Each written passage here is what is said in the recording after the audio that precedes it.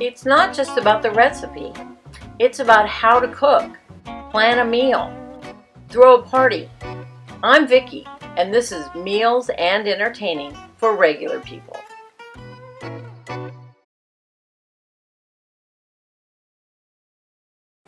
Okay, now I want to show you how to make a butter sauce. So this one is going to be a burnt sage butter sauce, but we'll be kind of doing the same thing if you're making something different.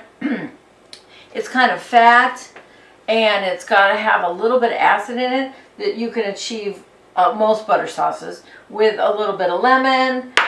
You can also do it with some white wine. In this case, we're doing a burnt sage butter sauce. So I want you to see what burnt butter looks like. And then we're going to throw the sage in that I chopped up. And it's going to get all crispy, and then we're going to serve it with it. Now, what I would make this particular thing for, it's delicious. Oh my gosh. If you cut up and roast some butternut squash into little cubes, you put some bacon, you fry some bacon, and we're going to keep our eye on this, because what we're seeing, see how it's got foam in it. That's the butter fats, and we want that to burn, or we want it to brown. We don't want it to burn, but it's cooking this, and what it's doing is infusing the sage in it. So anyway, so I use the butternut squash, the bacon, and tortellinis, and I put this sauce on it. Oh my gosh, it's amazing. But this is generally, I would just buy some butternut squash or pumpkin ravioli, butternut squash ravioli, pumpkin ravioli. So right now, it's foaming up. So we'll just wait a few minutes and you'll see separation. Have you ever heard them talk about clarified butter?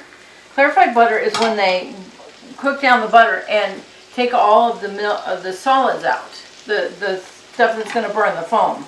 And then you get this pure oil. But that's where all the salty loveliness is. So when this browns, it's going to turn like a super nutty flavor. Now, I use salted butter, not unsalted butter, which could be also the reason why you don't see me heavily salt things.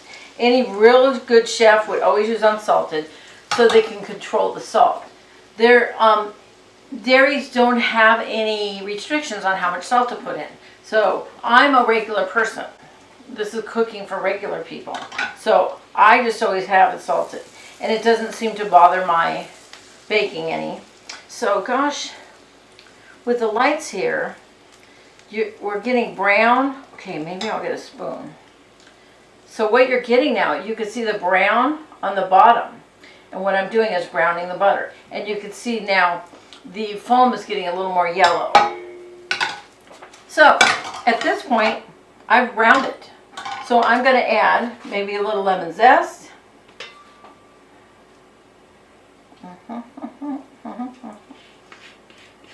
Just a little lemon zest. I can actually turn this off. I'm going to put a little white wine in it too, but just a little.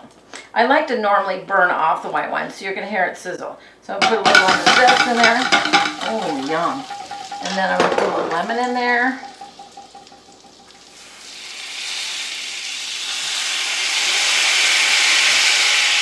And put a little white wine in there. And let that evaporate in the hot pan for a minute. Oh. And this is it. The sauce is done. What would you use this for? Putting it over maybe a little, some sort of chicken, like a lemon chicken. You could put capers in it. If you didn't, I wouldn't put capers just for my flavor profile. I would use capers for more of the going over, when you're making sole, and I wouldn't do the sage. And so I would go do more of the caper area. But here we go.